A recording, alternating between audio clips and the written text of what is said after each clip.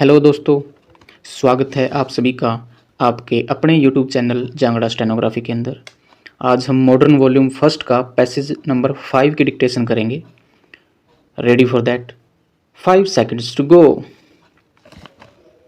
Mister deputy chairman, sir, the civil nuclear liability bill in its amended form has already been passed by the Lok Sabha. It is only in this amended form that my party supports the bill. It is obviously true that 2 years ago, when this government went ahead with the civil nuclear deal with the United States, we had serious reservations and we continue to have serious reservations. But despite those reservations, as the Honorable Minister said that it is an option which we are exploring, we think that option need not be excluded. It is an option to further expand the nuclear program as far as power sector is concerned. However, there are still serious doubts people have about the cost effectiveness as far as nuclear power is concerned, and that issue will continue to remain. But notwithstanding our objections, the government of the day decides to go ahead and explore the option of expanding it.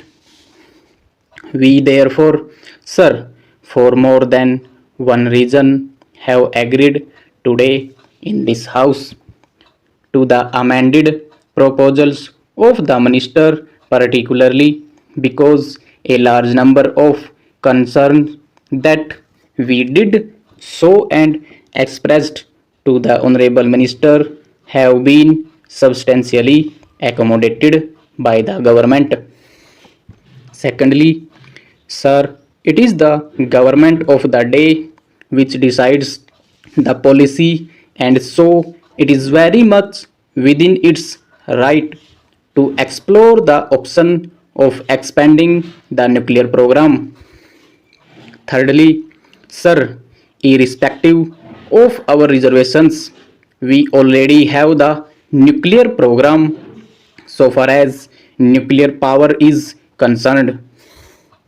This bill, in that sense, does not even deal with the civil nuclear deal.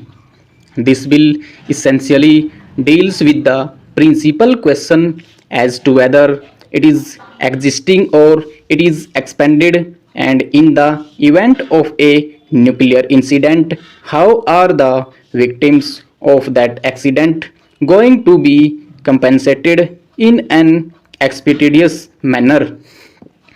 We have a sad and unfortunate experience of the Bhopal gas leak. The Honorable Prime Minister is here. This law deals only with nuclear incidents. If there are incidents and accidents which are not on account of a nuclear incident but because of which a large number of casualty and damage does take place, our legal regime even today is only the conventional legal regime that the victims to go a civil court and then have their remedies adjudicated. We are all conscious of the limitations of our legal system, that it almost takes decades, not years, in order to compensate the victims as far as those areas are concerned. So, I would urge the government that while dealing with this expeditious legal remedy machinery for victims of a nuclear incident, it should also consider a similar law which would deal with other incidents of this kind which are not caused on account of a nuclear leakage. Sir, the minister is right in saying that this law does not deal with the criminal remedies. But in that case, we found that the criminal remedies, which are going to be the same whether it is a nuclear leak or it is a gas leak or a chemical leak, also need to be strengthened. Sir, when you store or utilize the hazardous material in such a manner that there is a leakage is itself a proof that you did not handle it properly, and therefore you must be taken to task for this. Now, those remedies cannot be mild remedies which are presently there as far as Indian law is concerned. So, even the criminal law aspects will have to be separately dealt with, not as part of this particular bill, which deals only with the civil compensation as far as victims are concerned. Sir, I must take this opportunity to place on record a deep sense of appreciation that I do have for the Honorable Minister, particularly for the flexibility and humility that he displayed in trying to accommodate various concerns, both of the opposition parties and other interested groups, while this bill was being drafted. But there are many experiences that we have to learn from the drafting of this particular bill. We must realize, sir, that some of these experiences lead us to the conclusion how not to legislate landmarks legislations which will go on for decades, maybe even a century or more, are not to be rushed through in a hurried manner. They are introduced in one session in a hurried manner. I think adequate amount of public debate has to be taken place on laws of this kind. Even public hearings have to take place. Sir, I really do not understand as to why are we rushing through a bill which was introduced in the later part of the budget session.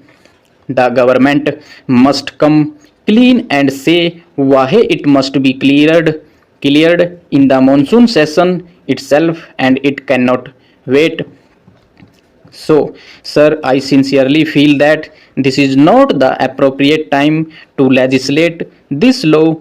The government must do some homework before putting in place such a machinery which would deal with all these aspects in a comprehensive manner and not in a piecemeal manner.